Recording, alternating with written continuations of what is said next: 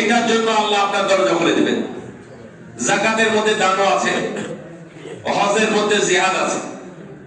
5 number হলো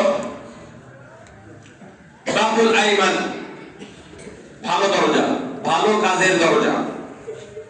এটা আপনারা বুঝতে পারবেন, ভালো কাজ, যে কোনো ভালো কাজ। আর 6, 7, 8, 6 নাম্বার হলো বাপ মা। মা বাবার জন্য একটা দরজা থাকবে, মানে মা বাবার খেদমতকারীর জন্য একটা দরজা। আপনারা কয়জন আছেন এখানে যে আপনারা দরজা পাবেন? আল্লাহকে বলতে পারবেন যে আমি মা বাবার এত খেদমত করেছি, কোনো ত্রুটি করি না, আল্লাহ তুমি আমাকে ওই দরজাটা দিও? বলতে পারবেন আপনারা? পারবেন না। কে বাপ মার খেদমত করেন না? করেন না? এখন থেকে করেন। মা বাবাকে আদর করেন, যত্ন করেন, মা বাবাকে প্রয়োজনে কোলে নিয়ে তাদের প্রয়োজন পূরণ করেন, মা বাবার পাশে জড়িয়ে ধরে শুয়ে পড়েন, মা বাবার জন্য নতুন নতুন গিফট নিয়ে আসেন, মা বাবাকে সালাম দিয়ে মুসাফা করেন, জড়িয়ে ধরে চুমু খান, বাবাকে জিজ্ঞেস করেন আব্বা আপনি ভালো আছেন? এখন শরীরটা কেমন? আমি আপনাকে অনেক ভালোবাসি। বলেন, মাকেও বলেন যে মা আমি আপনাকে অনেক ভালোবাসি। এটা বল, এটা বলা অনেক কঠিন। যারা পারবেন তারা বলবে জান্নাতের দরজা, ওই দরজা আপনার জন্য বরাদ্দ হবে। যাদের মা মারা গেছে একটু আফসোস করেন, হারে যদি থাকতো আমি করতাম। ঠিক আছে, এখন যা আছে আমি সেটা করব। যাদের বাবা নাই, বিশাল বট গাছ, ছাতা, তিনি নাই, বাবার জন্য দোয়া করেন। গভীর রাতে উঠে কবরে চলে যান,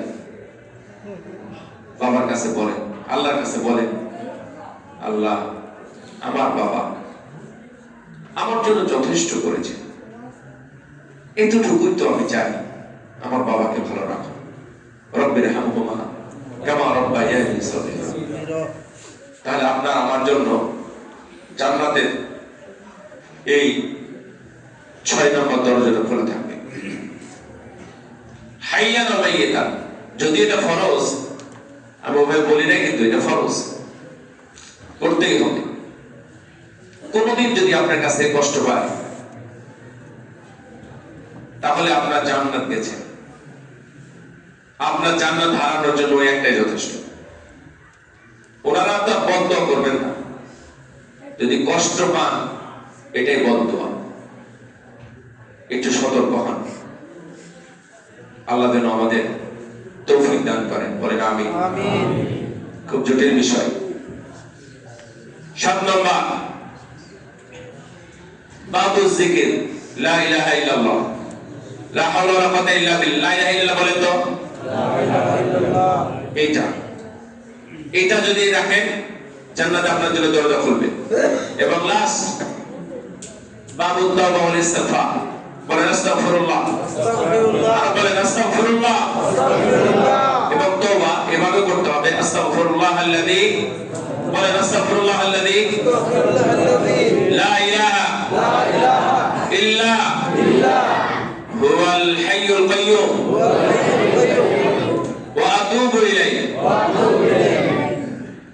এই আস্তাগফিরুল্লাহ এবং এই তওবার দোয়াটা যদি আপনারা কন্টিনিউ করতে পারেন তাহলে ইনশাআল্লাহ আমাদের কোনো গুনাহ থাকবে না। আমরা জাহান্নাম থেকে মুক্তি পাবো এবং আমরা জান্নাতে প্রবেশ করতে পারবো। জান্নাতে মানুষের বয়স কেমন হবে? রাসূল সাল্লাল্লাহু আলাইহি ওয়াসাল্লাম বলেন যে ইয়াদখুলু আহলুল জান্নাতি আল জান্নাতা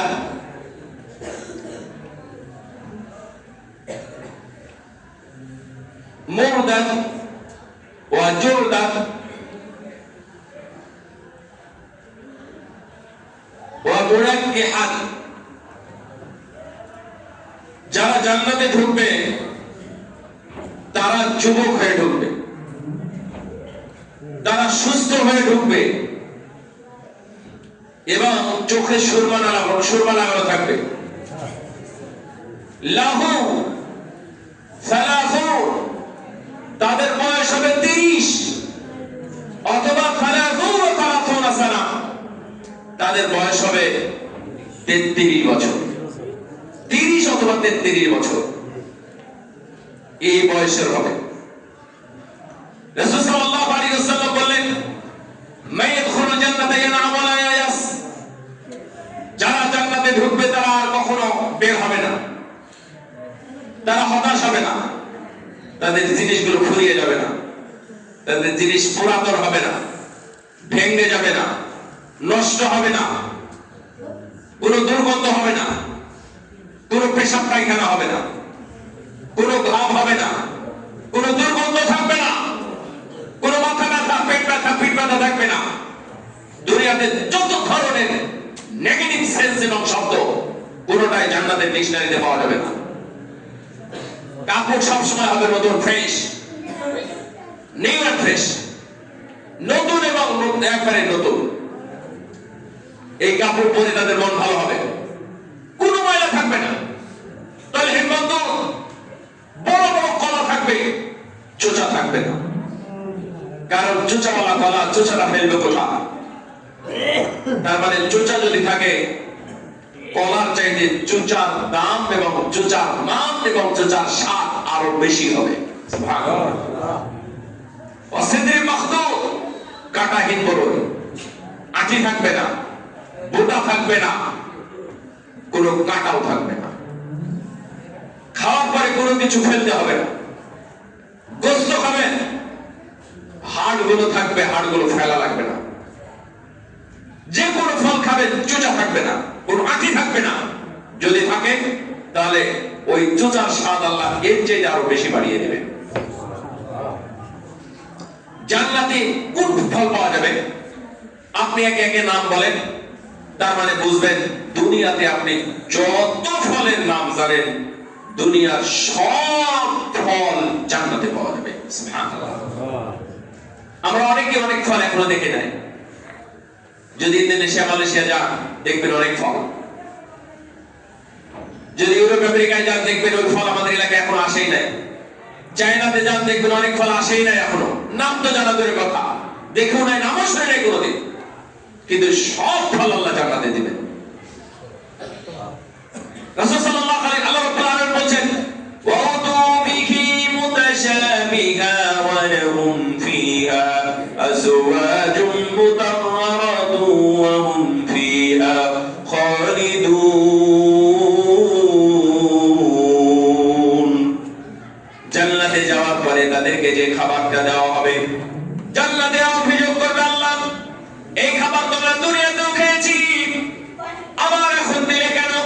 আল্লাহ রাব্বুল আলামিন বলবেন, না, দুনিয়ার নাই, দুনিয়ার নামটা শুধু আছে, চেহারা আছে, কিন্তু স্বাদটা হলো জান্নাতি। তার মানে কি জানেন? তাহলে বুঝেন, আপনারা এখন বড়ই খাচ্ছেন না?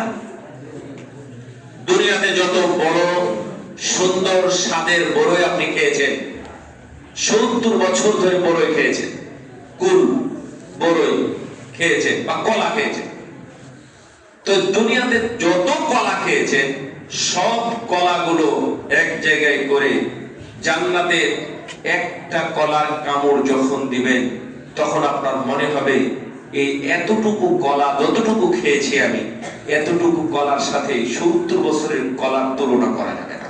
সুবহানাল্লাহ। তাহলে কি কলা জান্নাতে একটাই খাবেন না আরো বেশি খাবেন? বেশি করে খাবেন না? তার মানে এক কাপড়ের পরিমাণ, স্বাদ এবং মূল্য যদি এত বেশি হয়, অনন্তকাল জান্নাতে থাকবে, তাহলে আরো কত বেশি হবে। আপনারা মসজিদে আসেন? আসেন? আপনারা আসেন মসজিদে? আপনি মনে করছেন আপনার কথা শুনতে পাচ্ছি না? আমি শুনতে পাচ্ছি, কিন্তু তারপর আবার জিজ্ঞাসা করতেছি কেন জানেন? আল্লাহ নবী বলছেন, মান গাদা আও রাহা ইলাল মসজিদ আ'আদাল্লাহু লাহু নুসুলান কুল্লামা গাদা আও রাহা ফিল জান্নাহ। কেউ যদি একবার